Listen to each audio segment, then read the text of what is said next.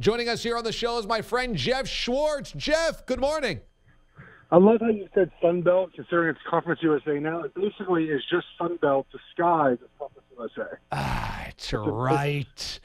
God, they always get me on that. Like, I still call the Pac-12 the Pac-10 most of the time, and I cover the conference daily for a living. I totally understand. By the way, like, I like calling the games, and I don't know how I'm going to do this year, but dude, Charlotte, like, it was a fun game because FAU and Wayne Kiffin are great, but like, Charlotte was one of the worst things I've ever seen in my life. I felt bad for them. Yeah, that game ended up like 59-13 or something like that. It was so bad, so bad. Hey, we were just talking about the Hugh Jackson decision to, quote-unquote, punish Antonio Callaway by making him play the entirety of that preseason game. What's your read on that? So he made him play the whole game, but yet he is so worried about player safety that he will rest Myles Garrett the fourth day of practice. I don't have any idea what they're doing in Cleveland. They seem to not have a plan on anything. You know, we have Jarvis Landry and Hugh Jackson publicly feuding through the media and through quotes on how best to prepare their teams. Do you hear that out of New England? Do you hear that out of Philadelphia, out of Kansas City? Any other? No, only Cleveland. It's so dysfunctional. You know, I think that Hard Knocks episode 1, I know episode 2 is tonight, but you know, the most revealing thing to me in that episode was when the coaching staff was openly questioning Hugh Jackson and the way he's handling player days off, and the fact that the Browns put that or allowed that in the episode because they get final say on what's aired and what's not aired. It's just poor judgment, in my opinion. It doesn't shine a good light on Hugh Jackson, and I don't know what they're doing in Cleveland. I have no idea, but it makes for entertaining August talk. I don't know what to believe in Oakland about Khalil Mack because now Vegas has odds on where he will land, and everybody in Green Bay Packerland wants them to trade for Khalil Mack. But is there any way the Oakland Raiders give up on one of the best young defensive players in football? Yeah, I think there's two things that factor here. First, and this happens quite often, and we've seen this at various places. You know, new GM, it's not a new GM, but a new head coach, John Gruden. He's making $10 million a year, right? He is the GM. He's calling the shots in this situation. And a lot of times, new general managers, new head coaches don't want to pay players from a previous regime. They just don't. For whatever reason, they're not their guys. You know, he's never seen Khalil Mack play. Yes, he's covered him, and he's watched film on him. But he doesn't know Khalil Mack, the guy, at all. He doesn't know any of this stuff. And I think for him, he just wants to see him practice, see him play before he wants to pay him. And so the question is that a smart thing to do? I would probably say no. I mean, I would pay the guy. I think he's really good. But the other problem is the money. I mean, they want to pay, him, all this money, but then they're allocating like 30-40% of their cap to one player, two players, and him and Carter.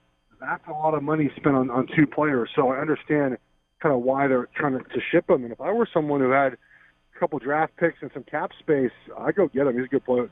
Geoff Schwartz joins us, longtime NFL offensive lineman, veteran of the league, now Sirius XM, NFL analyst, amongst other places as well. You know, when it comes to the Denver Broncos, they wanted Paxton Lynch to be the franchise quarterback. That's why they drafted him in the first round as soon as they won that Super Bowl and Peyton Manning retired into the sunset. But now he's fallen behind Chad Kelly, who was Mr. Irrelevant last year and hasn't played in an NFL game. What do you think that says about their faith in Paxton Lynch?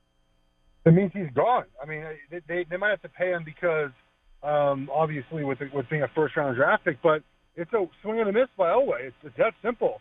He drafted a quarterback in the first round who cannot play. And, look, Elway, for as great as a quarterback as he was and as great as an executive he is at bringing in free agent talent, they've kind of missed in the draft on a lot of players. And luckily, they won the championship, the Super Bowl, so he's able to buy himself some time. But when you whiff on a first-round prospect, that costs GM's jobs when you whiff on him multiple times. And I would be concerned if I were a Broncos fan. Luckily, you have Keenum. But after the 2 years of Keenum, I think he signed a 2-year deal. Then what do? Do you have to go draft another quarterback? Do you bring another guy in free agency? Maybe Kelly's the guy. Maybe Kelly is the future quarterback of the Broncos. But, not often are seventh-round draft picks, I think it was seventh round, correct me if I'm wrong there, are are the future of the franchise. Tom Brady is rare, right? Russell Wilson third, that's rare. Dak Prescott is rare. That he dropped because of the DUI and some off-field stuff. Normally, your quarterback of the future is in the first round. It's not a seventh-round draft pick. So to rely on Kelly to be your future after Keenum is probably not a smart move. Do you think that Super Bowl has covered up John Elway's drafting warts? I think Super Bowls cover up many drafting warts. Probably.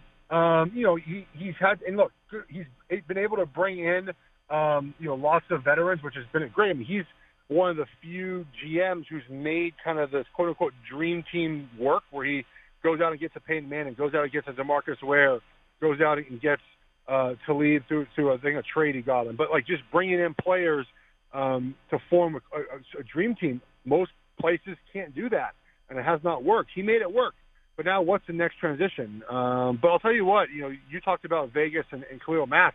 There's a ton of money pouring in on the Broncos to win the West and to win the Super Bowl. Very random, but it's happening. Why would that be? Because people believe that Case Keenum is going to turn around all the offensive woes that they had last year, that the defense has actually always been very good? People like wasting money? I don't know. I have no idea, because I don't see it. The defense got worse last year without Wade Phillips. I think Vance Joseph was on the hot seat last year. I think he pretty much still is on the hot seat. I think it's cooled down a little bit. I'll tell you what, Bradley Chubb, I think we just talked about first-round misses. I think he's going to be a home run.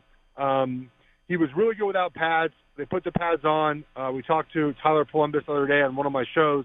He's the radio guy there, and he played NFL for many years. I know Tyler well. I trust his opinion, considering he was a left tackle. He said, look, Chubb has not been as good with the pads on. He's working there. He's a rookie, but he's going to be really special, he thinks. So it's trying to find the right mix with him, considering they drafted a hand in the dirt at the end and play a 3-4 defense. Doesn't really match, but Bradley Chubb has a lot of talent.